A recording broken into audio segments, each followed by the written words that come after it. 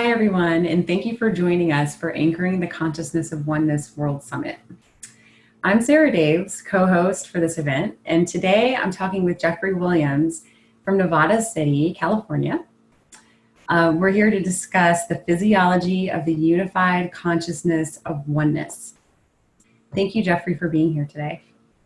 Oh, I'm so honored. Thank you, Sarah Daves. Jeffrey is a holistic wellness visionary who founded his first wellness center, Lifestyles of Light, in 2002, and his second center, the Vitalist Institute, in 2016. For the past 20 plus years, Jeffrey has immersed himself in learning about the capabilities of the human body. And that's through rigorous study and application of traditional and modern wellness systems from all over the world. Jeffrey's a transformation artist with a unique ability to guide people from all walks of life through a full spectrum of accessible and effective human empowerment teachings.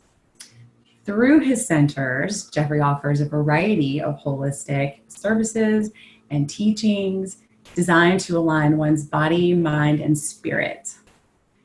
He lives a holistic lifestyle and teaches others about holistic living, which he believes are the keys to advancing humankind toward a greater expression of excellence. So, yes. All right. Thank you so much again for being here. I very much appreciate this. I've been looking forward to this talk. So I want to start with a quote that belongs to you. You have said, "Our true nature is happiness and well-being within and beyond the body." Can you explain to the people watching what that means to you? Sure, I can attempt to do that. So, for me, in experiencing what it is to be a human and have one of these human spacesuits, I find that there's a lot of sort of missing the mark. And what I mean by that is, how often do you hear when you make a mistake or you do something, "Oh, you're only human"? And I think that what's really interesting is that most people are actually not living their life in their human potential, even in the human part of their brain. So I think a really interesting place to start to try to explain what I mean by that is if we could imagine that our brains have evolved, and they've evolved in a way that we don't lose the old when we gain something new. It's grown over the top of what was there before in layers. And so if you can imagine, organisms on this planet Earth have evolved their capacities, and with it, their brains have also evolved. And so what that means is that layer by layer, kind of like a tree grows a new ring each year, each cycle of the sun, each sort of evolutionary step, we adapt and create a new evolutionary part of our brain. So it's like pre-amphibian, amphibian, pre-reptilian, reptilian, pre-mammalian, mammalian, and then we've got this seventh layer, which is this prefrontal cortex, and it's this human part of us. And so what I really share with everybody at the very beginning of connecting is that our brains are either in that whole brain function where we're accessing the humanness in that prefrontal cortex and that neocortex, or we're locked into a protection mode, a survival mode, a fight, flight, or freeze mode, which is actually having each person stuck in that mode experience their world through, you could say, like at best, a pre-mammalian level of function. And so as human beings, as we step forward into our full brain function, into our humanness, there's the hormones that are going to be at play, the physiology that cascades through the body is one that is very content or very happy, and it's very focused. It's awake and alert, and yet it's on. And people find that they're able to persevere through challenges and through controversy and trauma and drama and sustain happiness. So within and without the body means that everything we're experiencing outside of us is very much a reflection of what's happening inside of us. And if we are to experience joy and happiness, that state has to be already at play inside of us. This reality is an outpicturing of reality. Just like we take in our senses and through our senses information, and our brain processes and filters and gates it, and then creates a whole cascade reflection through our neurology, our hormones, and our biology, and finally our anatomy. It all reflects what's happening in that level of function. So our true nature as human beings is to be aligned with our vision, our purpose, our highest value. And when we're doing that, when we're aligned and we align our life in that way, happiness or contentedness and drive and inspiration and engagement are automatic. And that's sort of what I mean by that, is just trying to help people see that we all have an opportunity. We all have an opportunity to either continue living at a lower level of function where we see things through a lens of fight or flight, where it's like, if right off the bat, if I meet you and you don't seem to align with me, I'll see you as a predator and I want to avoid you. And then there's other people who I see as like, oh, I really like what they're doing. Maybe I admire them or put them up on a pedestal. They're like prey and I move towards them. And so we've all seen this play out, and most people are actually functioning at that level. And it actually doesn't take a lot to get us back into our human level and to find that contentedness. And with it comes happiness and healing from within. Wow, that's an incredible concept. And so, yes, and thinking about how the world is serving as our mirror, and on an individual, unique level, and then collectively, right? So you're saying that everything that we experience in life is a direct reflection of how we're doing on the inside. Yes. Yes. So if we don't feel well, or if we are experiencing drama in our social life, or we feel disconnected, then our brain actually shifts gears and starts to protect us. And in this protection mode, we're literally diverting somewhere between 50 and 80% of our life energy that's supposed to go into our body and keep us whole and keep repairing and growing and healing us.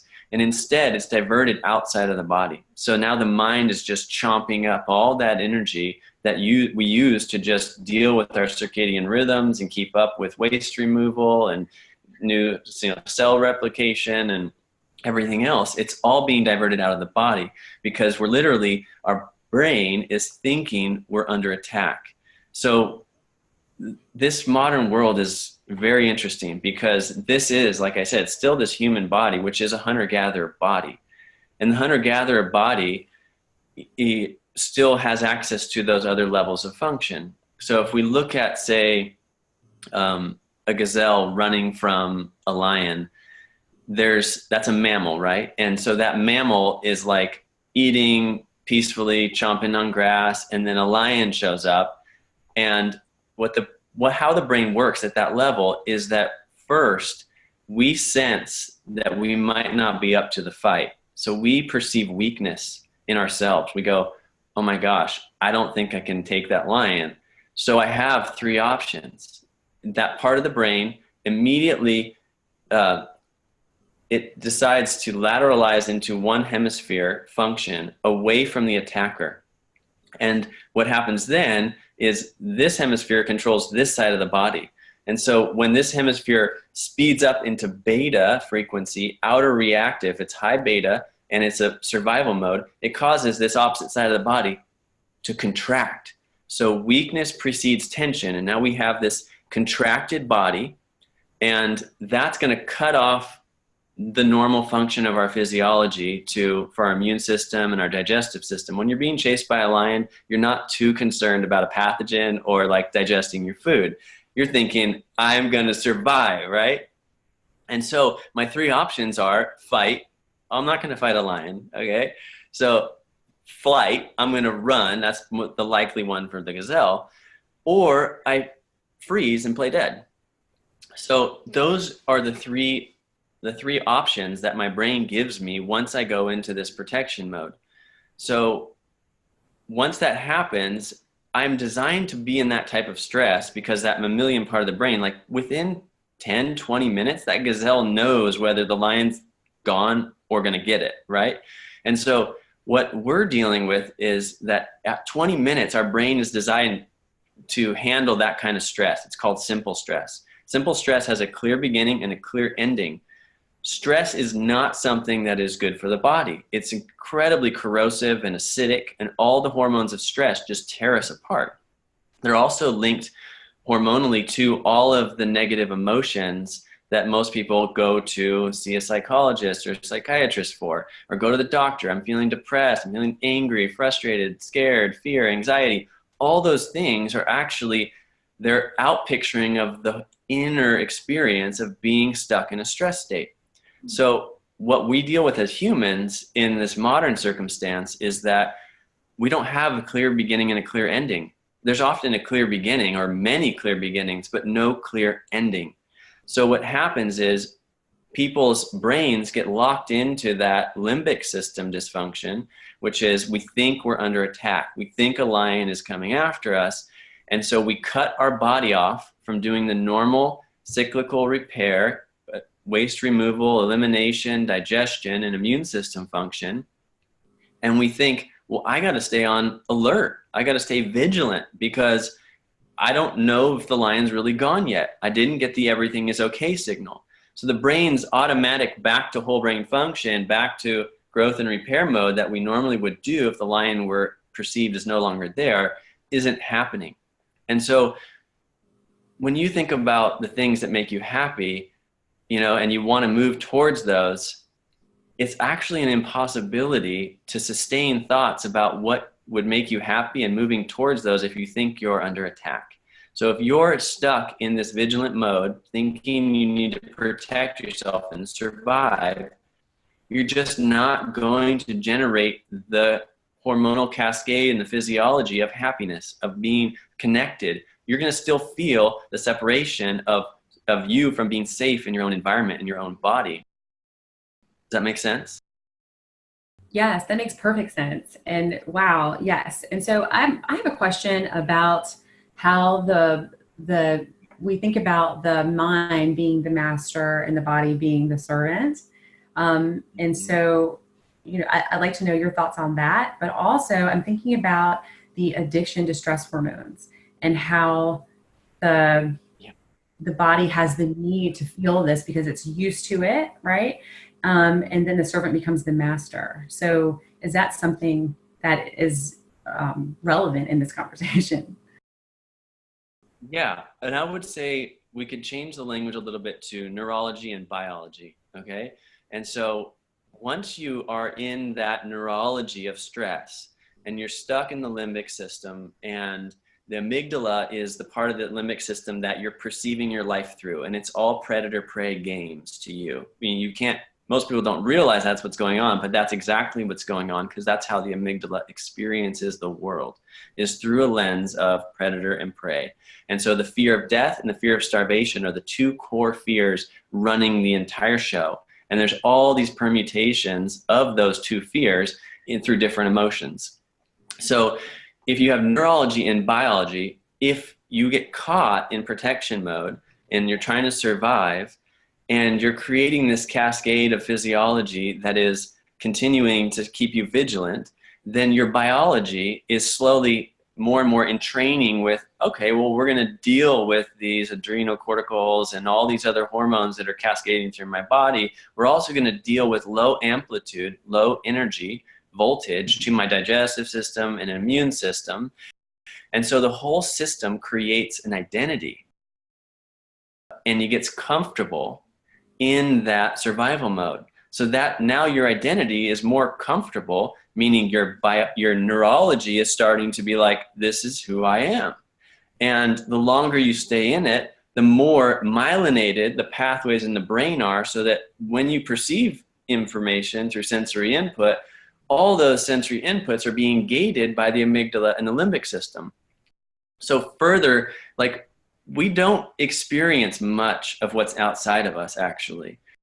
We gate and filter most of that out, and then we see what fits into our picture, and then we fill in the blank. That's how the brain works, is we actually fill in the picture most of the time. And so what's happening is we keep filling in the picture, and we keep myelinating these pathways in the brain, getting them more and more rutted. It's like being stuck in the rut, and it's hard to get your tires up out of the rut into a new pathway. So that's really how I work with people, is that I work to interrupt that pattern of being stuck in the ruts and give them access to whole brain function, and then start to create new neurology, meaning that you have to utilize your capacity with awareness and humanness. Now that you're back in your executive center, like, what are you going to be an executive for? What's your vision? Like, what is, like, you're a purpose coach. And so you talk about purpose, and I talk about values, and I talk about vision. And so it's, how do you see yourself having fulfilled whatever it is that is your purpose? What does that vision of you look like? Because we have to give the neurology a new picture. First, we have to interrupt the pattern. We have to get you into this new picture. And then over time, the neurology can then influence the biology again. So you're talking about, like, the mind, you know, the servant and the master. And it's like, yes, it can go either way, because after a while, we all know that the biology in your gut, the microbiome, is influencing the brain and the yearning, the decisions, the cravings that you have. And so the cravings are not just food. We're talking about emotions. We're talking about reactions, responses, this whole personality complex of identity that gets created by being stuck in fight or flight. And so what we do is we get someone into, we interrupt the pattern, and then we work at all levels to create a new vision, and then feed the vision in the mouth so that your new microbiome has building blocks to start to actually try to create this. And the way the microbiome works is it's a 42-day cycle for microbes to learn and sustain new behavior. So you really have to be on it with holding your vision and your value that you're bringing, like what it is you're really about in this world, and feed that to yourself repeatedly until those two become one, right? Is where the neurology and the biology are now unified and working together to step into your fullness, bring your value to the world, bring your vision to the manifest. Wow. Okay. So this is what you're talking about when you say the brain function either enables or disables oneness. Yes, exactly. So when you're just think about it this way: you've got a brain that's got two hemispheres, and it's got 7 levels of function, like I explained, like layers upon layers, like the tree. And when you're in that protection mode, you're lateralized into only one hemisphere. So right there, your neurology is reflecting a separation, not a oneness, not a wholeness. You're now literally operating out of one hemisphere and actually drop back into the hind part of your brain, that limbic system, which doesn't know that oneness very well, because we would have to unify the two hemispheres and step into whole brain function in order to be in unified consciousness. Like that, we have ways. I mean, people do this all the time. People are meditators, or they take walks in the woods, or they go to yoga classes, making love. All these things are all going to help interrupt the patterns of stress and protection. And for a moment, there may be more congruence between the two hemispheres, which is going to allow us to experience a little bit more of that unified consciousness. Okay. All right. And so what would you say are the biggest impediments to experiencing unified consciousness? Like, what are the things that people are doing that are blocking themselves? That's such a good question. It's a huge question. The impediments. Oh, well, I think one of the big things is not knowing your value, right? Not knowing that you and every other human being is here for a reason. And that really, I believe we choose, we sign up. and to come in and get one of these spacesuits and like, wow, carbon-based bodies, these are amazing. A brain, you know, this nervous system, a biological system. This is an incredible thing. And one of the things that I work with kids and families and adults alike, and one of the first things to wake up is awe, is like the wonder of how freaking amazing this thing is, this whole life, right? Because if you're thinking like, oh, I hate school, or I hate my job, or, you know, I don't like what they're teaching me, I don't see how it makes any sense, it's easy to lose your wonder. But with kids, it's really easy. I mean, we can talk about, you know, go outside, and if you see a little tiny jelly frog egg, how the heck does that turn into a tadpole, then into a frog in like days, right? This is like amazing stuff that is happening all around us. Like caterpillars go and make cocoons and come out butterflies. We can bring about inspiration and awe and wonder, and that's sort of the beginning. If we don't wake up some wonder and some will to be, wow, I want this, I want to live, I want to be alive, I want to bring something to this. Even if it's the bringing to it is just being aware, being able to experience it all. That could be your vision and your value, just being a witness to the wonder. Because if we don't wake that up, then it's going to be really difficult to get through the impediments. And the impediments are that the way life and culture is set up right now is that you're going to get thrown a lot of things that don't inspire you, right? That don't engage your creativity. But each of us has a very unique set of values, or a hierarchy of priorities that we're here to fulfill in this life. And in order to wake up to what those are, it's very simple, and we have to just observe our life and ask ourselves some really simple questions, because our life's already showing us what we value. The brain is actually a value-seeking device. So it's going to align you with people who are going to help you fulfill your values and move you away from people who aren't. And when you start to see your life through this lens, you start to realize that challenges, like the big things that come up in your life, like sometimes they're traumatic or dramatic, sometimes they're catastrophic, those are what wake you up to your value. They get you back into alignment with your life. And once you're in alignment, that's an automatic congruence. That's an automatic moving back into whole brain function, into your prefrontal cortex, and becoming an executive in your life rather than a peasant or a slave, you know, someone who's just like doing what everyone says I'm supposed to do. Mm-hmm. And so when we don't see how something we're asked to do aligns with who we are, our values, then we get depressed, we get procrastinate, we get anxiety, we get angry, we get frustrated. All these negative emotions that are actually harmful to our bodies start to happen, because that's how your body's trying to wake you up. Hey, this isn't what you value. What are you doing here? And if you can work with people to help them see that somehow doing this is connected to their value, you can make anything interesting once we do that. But you first have to discover what it is and who it is you are.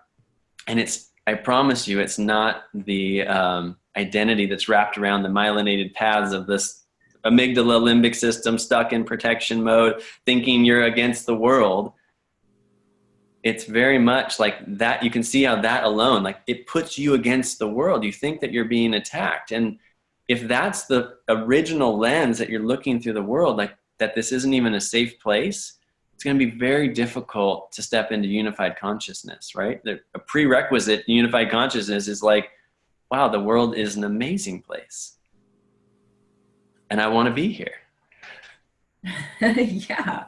Yeah. And so what that is, it's recognizing the shared humanity in everyone, right? Yeah. And so, yes, and thinking about like how we, we're, as a child, we kind of exist in that wonder state, in awe of everything that is, and constantly engaging our imaginations and things. And then as we grow up, we start to become socialized and learn how our systems function. And that's when the separation begins. And so if this has happened at like it does to all of us at a very young age, and then we grow up in these systems and believing that we have to, do all of these things that society deems that are valuable, um, we never really explore our own values within the family dynamic or at school or in the workplace. And so yeah, I can imagine that, and these are the people I work with a lot, are very confused. Like, I don't know what I'm supposed to do in life. I don't know why I'm here. I know I must be here for some reason, but I'm like, I know it's not to, you know, sell something, it's just like, I know it's not that. And so what would you say to people who are searching for that purpose and looking to be able to make conscious decisions based on their personal vision statement? Yeah. Well, I think that there's a lot of ways to look at what it is that you're here to do and discover it. It's just about observing what already is in your life. And what do you drive the conversation to? And what do you ask people about? Like, what do you go to at the store and check out when you're in the library or the bookstore or on Amazon or whatever it is these days that you're finding like content for?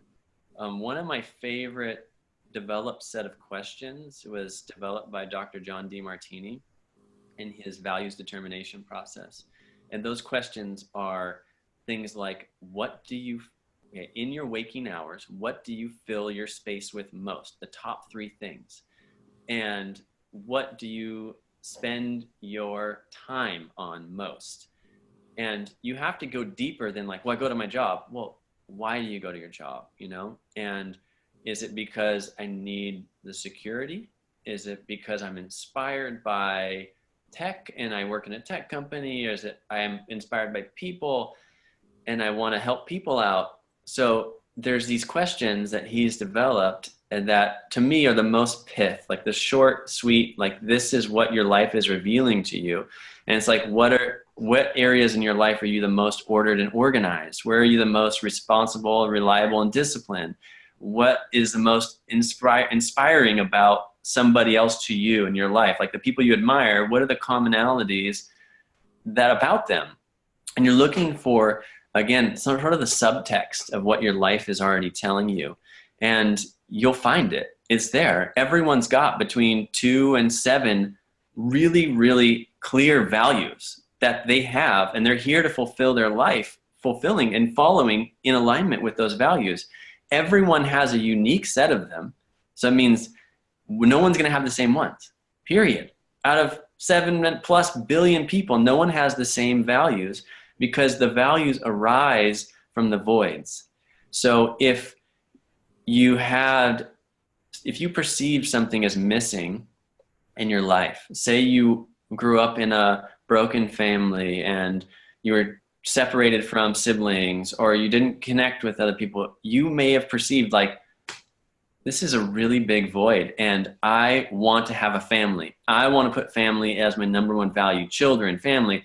And so you see that void created later an adult that is seeking to fulfill their need to have family and a unified family. And so they'll do whatever they can to fulfill that. And there's no, being a parent is no less valuable than being a CEO or a professor or anything else. Everyone is here on their own unique mission.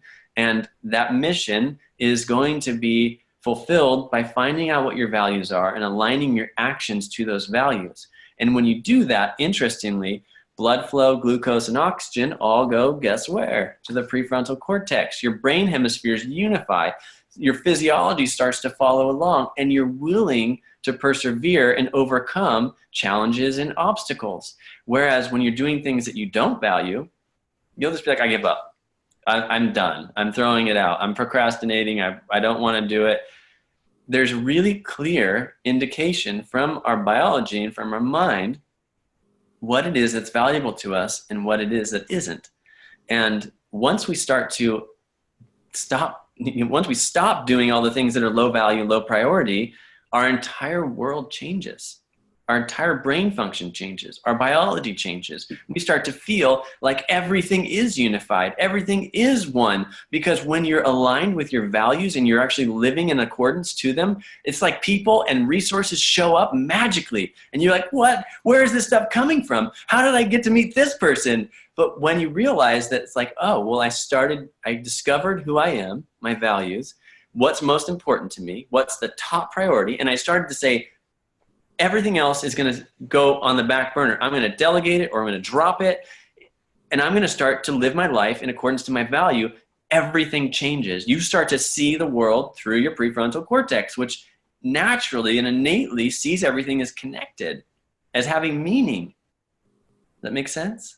Yes, yes, I love it. I love it. And I'll tell you, that's exactly what happened to me when I was searching for my purpose. When it was revealed to me, I was open to receiving this insight, divine insight, and so one of the things that I would like for you to touch on a little bit is, like you say, yes, the world is your mirror, and so when you start to honor your values and yourself and why you're here, and then your level of I don't want to say your level of happiness raises, because we all have that innate happiness, right? We just start to be able to access it.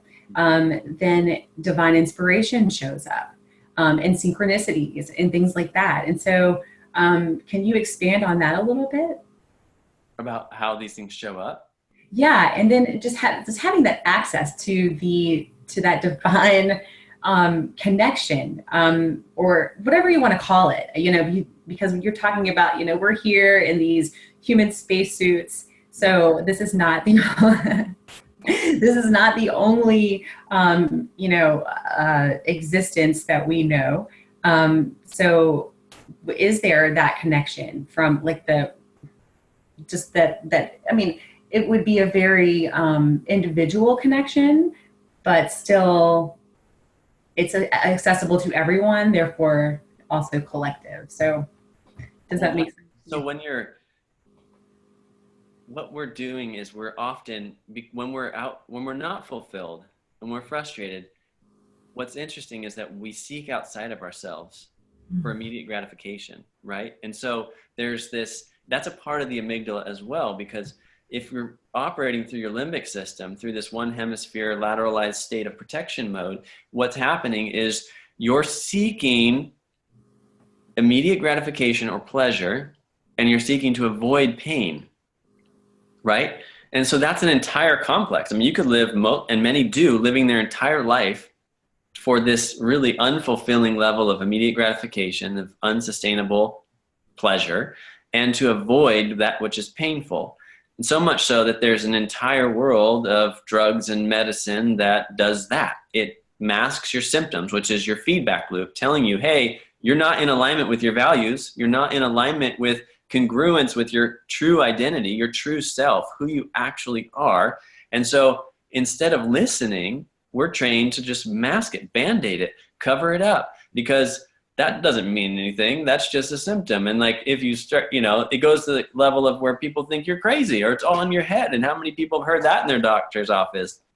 And for us to reach and access that oneness state, or that divine inspiration, as you called it, people have been meditating and doing yoga and Tai Chi and shamanism and medicine work and journeys, and for as long as we've been human. Right? This is what's been happening on the planet, is as humans, we're looking to quiet that monkey mind that's in fight or flight enough to hear the jewel, the gem that reconnects us all, that sees that everything is beautiful and that life is intelligent all around us, and that, what I'm judging in that other person is actually something that's in me. That's a level of unified consciousness. I can remember a moment probably 15 years ago, when I had first become a parent, and like, when you're new with something, you have kind of like, I'll own it, that like I had sort of judgments around like, oh, this is the way we should raise your kids or whatever, right? And I'm walking through an airport about to go travel and teach somewhere, and I'm like, I just catch my mind like judging someone, and I just immediately, I heard this in my mind, like, all I see is me. I take full responsibility, right? And in that moment, I saw, wow, that person, like, the discipline that they just did on their kid or whatever was like a total act of love. And it transformed the perception of seeing them as something that was wrong to something that was me, you know? And as we do that, then it transforms the whole experience of our life. And so whatever it takes to get the mind to access that more unified experience where, like, everything, I am another you, right? That's something the Mayans said in Lakesh. That was their greeting in Lakesh. I am another yourself. When I look into this mirror, I see this other beautiful set of eyes, this other beautiful face, this other beautiful mind of mine, and that there was no separation. So a lot of people, they've developed a daily way of reconnecting through meditation or quieting. And so I share techniques that actually can immediately interrupt the stress state and reboot the brain back into whole brain function. But it's also accessible through doing these things. It just takes longer and it might last a little shorter. But when we do get ourselves into a state where it's either slowed down enough to where you keep letting those cloud thoughts drop, in the meditation where you just hear the mind and you're just staying focused on the clear sky. Or for me, I like what I call pan-sensory experiences where I'm doing a movement, a kind of movement that integrates my brain and spine. This particular one I do every day is called EDGU, EDGU. And that particular type, it's a moving meditation that integrates all my senses. So I'm moving and I'm telling myself a life-affirming story that's synced up with my movements. As I move my spine and I'm moving my body, my arms, we're getting this whole story. So first you do the inner chores and you check in on the inside, you do the self-care, then you do the outer chores, you go out into your world. This is all a meditation, but you're moving. And what happens is, for me, it unifies everything together. Like my whole sensory experience, I unify because I'm weaving a story and I'm moving my body.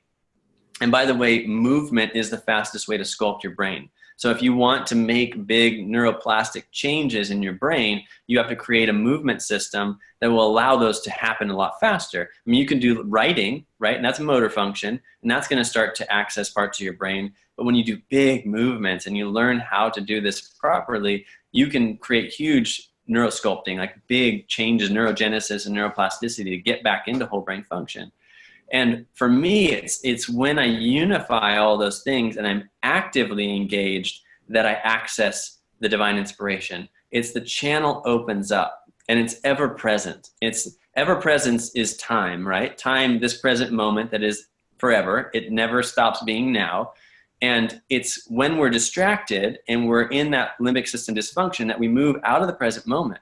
Because right here is not as important. When I think I'm being attacked, I'm like, what's my next move, right? What happened last time the lion chased me? I'm doing all this comparing and contrasting, associating my thoughts to past and future orientation, which is a horizontal plane, which isn't present. Presence is a vertical stream that runs through your body, just like your nervous system. The neurology cascades vertically from above down, inside out, is how the nervous system works. And time, present moment, which is always, there's always inspiration there. Like you said, everyone has access to it. And we each are in our own cycle with connecting to that ever presence and receiving those jewels of divine inspiration. And then it's about, am I going to act on it? Am I going to align my life to take action on this inspiration that I've just received? So for some people, it's through the total stillness. And for others, like me, I find that a certain type of movement where I'm seeing things, hearing things, smelling things, tasting things, moving my body, all and feeling things all at once, something goes and it sort of comes together, and then it's like poof, that channel of ever presence and divine inspiration opens up, and I receive. I love that. What a wonderful explanation of what that is like for you. So what I'm hearing you say is that so when until we find the wholeness within and we become whole, like we're fragmented if we're not living into our values, because there's part of us that really wants to go and do this, but we feel like we must go do this other thing, and that splits us sort of in two. And actually we're usually split in more than two pieces. It's many, many fragments of ourselves, right? And so bringing all of that together allows you to access that, that divine inspiration. And the way that I feel about it and think about it is that unless you become whole first, it is really difficult to recognize oneness with everything else, with everything that is. True. Yeah. And you can get an assist, right? It's like another human or a certain process that may give you the assist to notice and recognize the wholeness.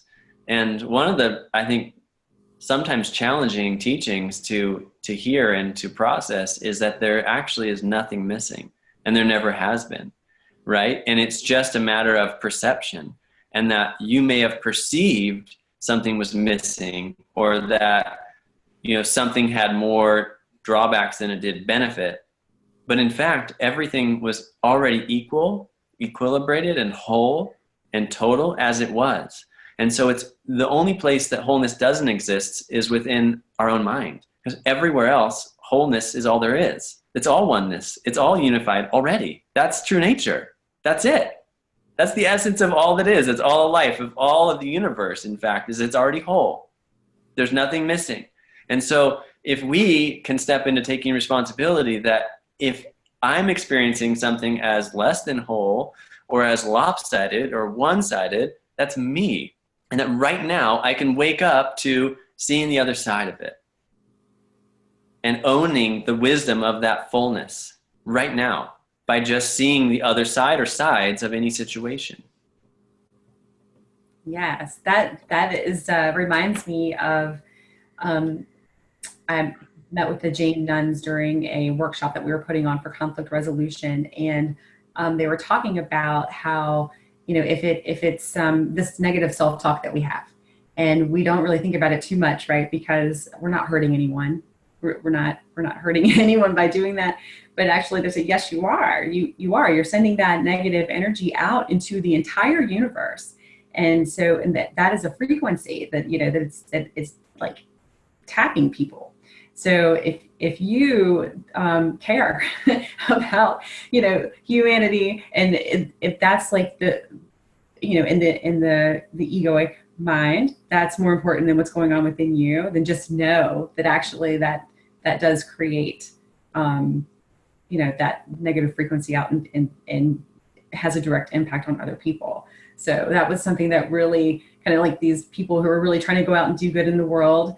You know, we all sometimes get that negative self-talk, and they're just like, whoa, okay, so I get that. But yeah, so like you've been all over the world studying many cultures and holistic traditions. Can you share with us a little bit about your travels and what you've discovered? And have you found places on the planet anywhere that seems to have embraced the concept of oneness collectively? You know, I have been fortunate enough to work with quite a few teachers and sort of take and synthesize that into the system that I work with. And I found that, you know, one of the differences of where we're at now is that it's not so much like, I think that the paradigm is shifting. A lot of the teachers I worked with are brilliant, amazing giants of humanness, and are also, you could say, somewhat singular, in meaning that like it's that they hold one thing and, you know, one thread.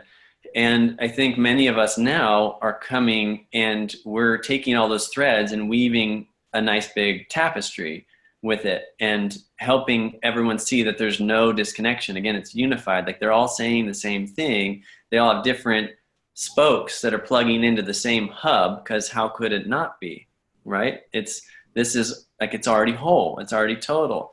And so I haven't found that anywhere doesn't deal with their own conflictedness, you know, and doesn't struggle with presence versus distraction, which is that's kind of one question I ask myself.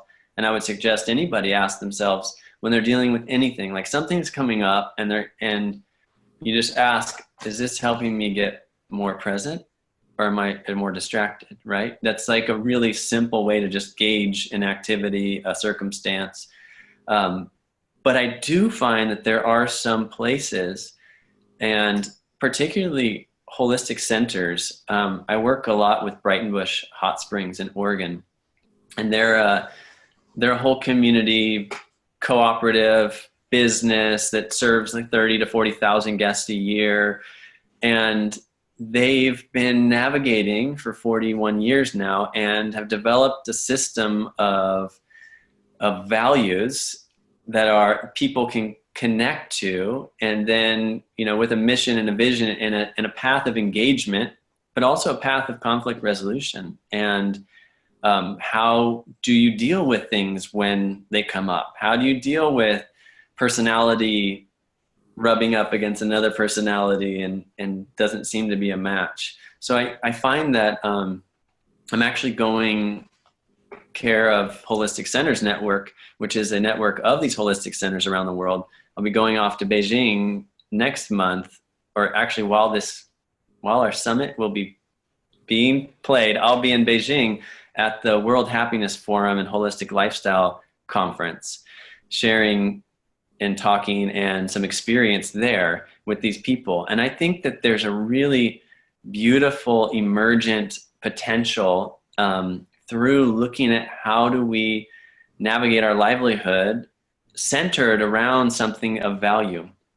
And I'm also working a lot with organizations who want to transition to values-based organizations, is what I call them. And so people that are going, hey, I recognize that it's the value I bring to the people in the world that creates my sustainability and profit as a company or as an organization, instead of profit is what I'm after.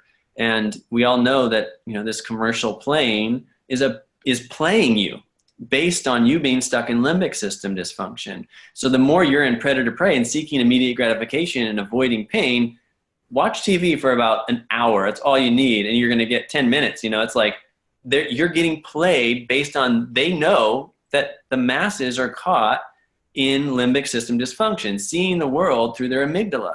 And so if you can find a way to understand that if you put values first, more and more people are awakening to wanting to put their dollar where the value is, like things that align with them. It's about the story, right? It's like, if I know that, you know, these people are growing my coffee in a cooperative environment, and they're getting paid fair wages, and I get to see pictures of the canopy and it's grown under, you know, all this stuff, I'm going to be more likely to say, yeah, I'll spend $14 a pound on my coffee instead of buying it from plantation land in clear-cut Brazil. You know, it's like, I want to put my entire life towards the things that I value.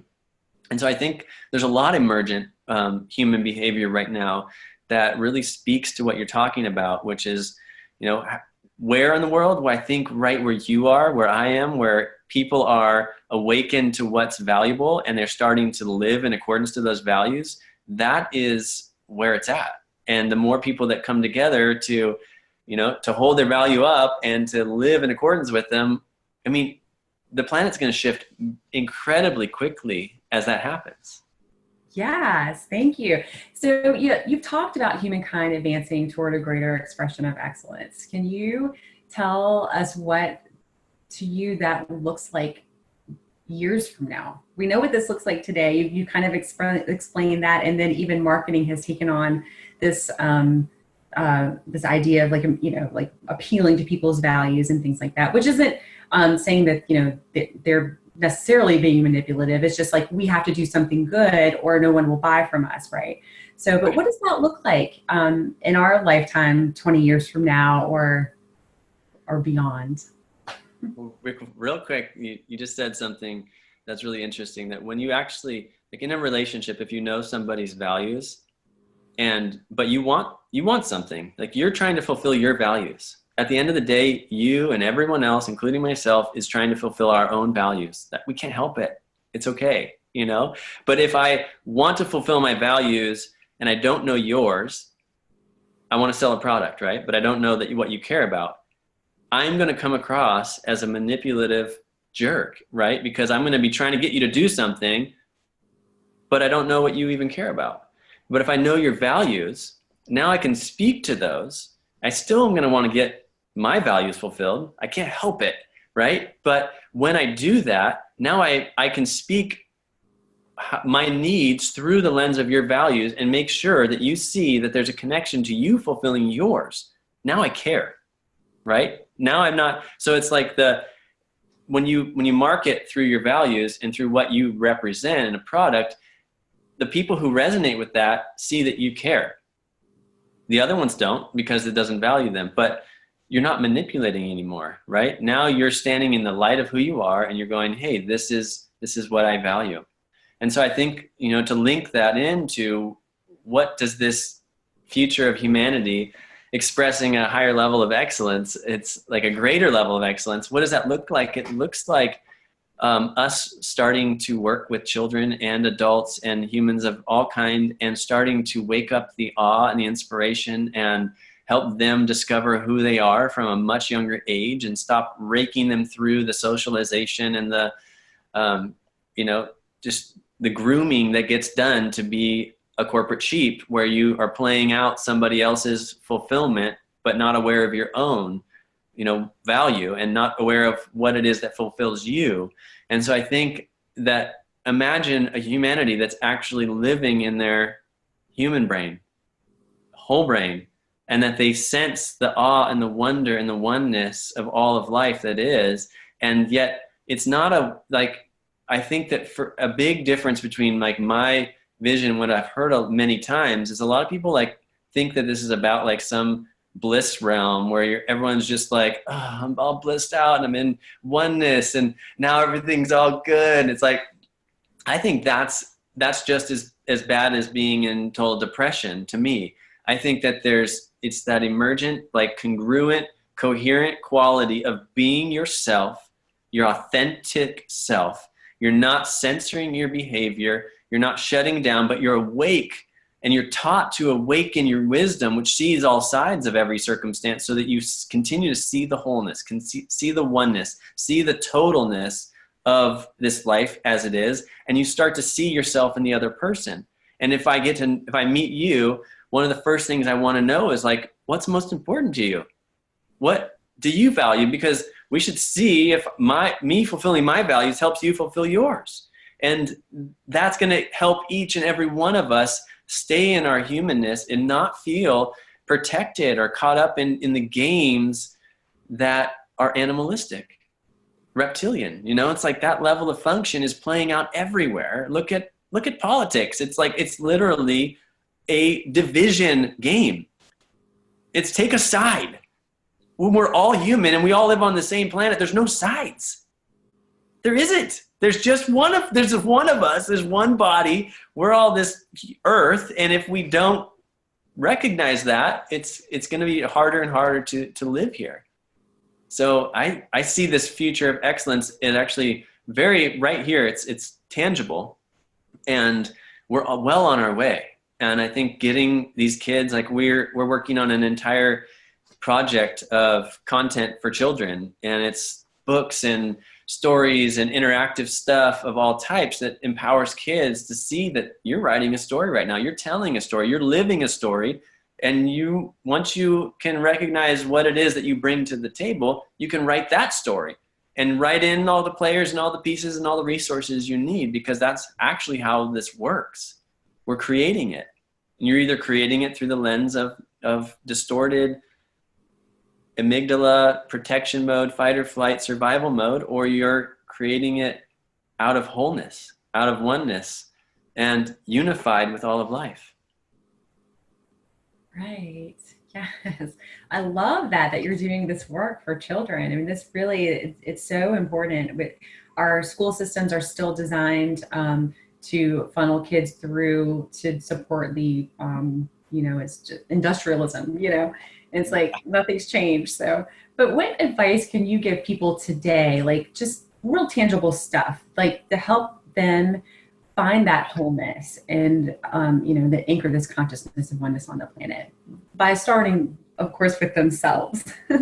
Yeah. Well, breathe.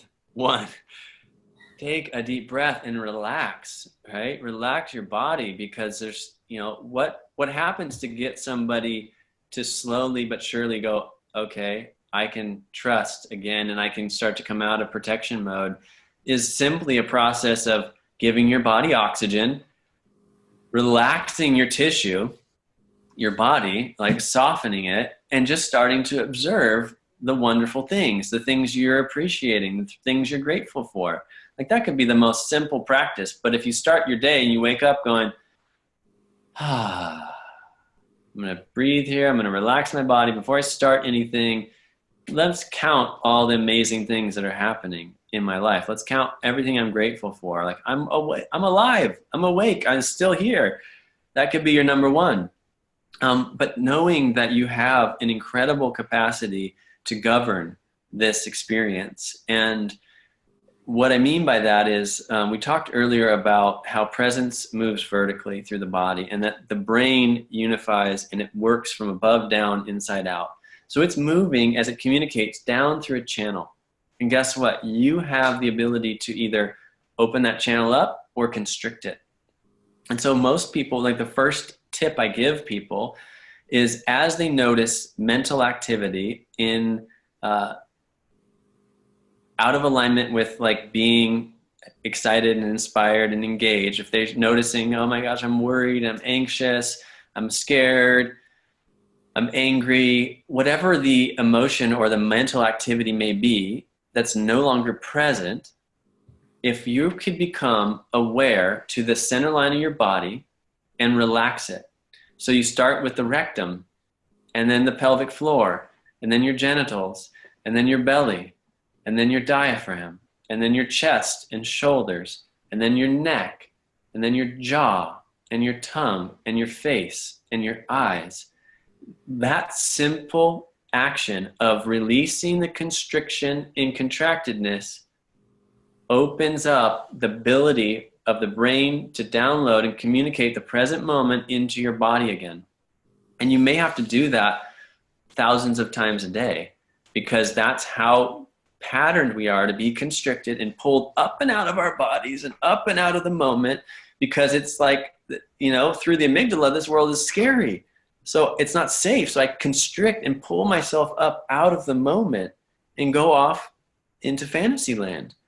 And so the simplest things I tell people is just breathe and relax, and especially relax those points. The yogis called them bandhas. The Taoists called them gates. These were systems that everyone was aware of around the world. Of like, hey, guess what? Life in present moment time is pouring through you like this. And if you open that up, you're going to get more present. Your body's going to start working the way it was designed to. You're not designed to be unhealthy and diseased. You're designed to be whole. You are whole, and to sustain wholeness and health and vitality well into 100 years or more. So your body is just needing a little reminder to do what it's already designed to do. So I think that would be my key, is just, specific awareness around governing your own body, connected to the mind, the body and the mind. You can't be thinking about past and future unless you're constricted somewhere on that center line. Once you relax it, you're going to come back and be more present. And if you want to do something, one more level of activation would be to use your mind to align it with your values. Or I have mental mantra, like your inner prayer, your inner dialogue, is when you catch yourself in negative self-talk or in some negative emotion, to immediately wake back up in the moment, relax the body, relax the center line, and inhale I, exhale love. right? It's simple as that. What are you? You're love. That's what you are. And that's what we all are. And that's actually what's driving every behavior behind everything. Even if you're stuck in the amygdala, the way you treat somebody else is actually from love, or something that's happened to your perception of what love is, or what you need in order to be loved, or what someone needs in order to be loved. So all those things are reminding us that this is a vessel designed to love. It's designed to live. It's designed to be vital. It's designed to be inspired. And you're here with value. You're here with purpose and a mission. And I would love to help see you and everyone else fulfill that and bring that value to the world. And so if you could have a key to how your brain and physiology, or the neurology and the biology work, and you could just go, oh, all I have to do is relax back into it, and my body already knows what it's doing and how to do this. Yes, it does. You couldn't take the greatest professor, the greatest teacher, mom, dad, scientist, priest. None of them could get a single cell to operate if you gave it to them. So here's a body cell. Make this work. We're so far from even understanding that. We are so far from being able to make that happen. But you've got 30 to 40 trillion of those going on in you right now, operating. Trust that. I'd say trust that. That knows what's going on. Let's get back to aligning our mind with our values and let the body do its wisdom. Oh, thank you. I love that. What a wonderful ending to our discussion. It's all about love. Thank you so much, Jeffrey, for being a part of this summit. I really appreciate you sharing this information with everyone. And thank you to everyone watching. To learn more about Jeffrey and the work that he's doing, you can visit the vitalistinstitute.com. Yeah. Or lifestylesoflight.org. Both of those. Yeah. Okay. And we can post those on the Facebook group page as well. So you can also go there and ask him questions, because he has covered so much today in this talk. So, but thank you again. Like, this is amazing information. And like, I hope that this gets out to, the masses, and everybody gets to listen to this brilliant talk that you just gave. So love and light to everyone. And thank you so much for being here. And we will see you next time.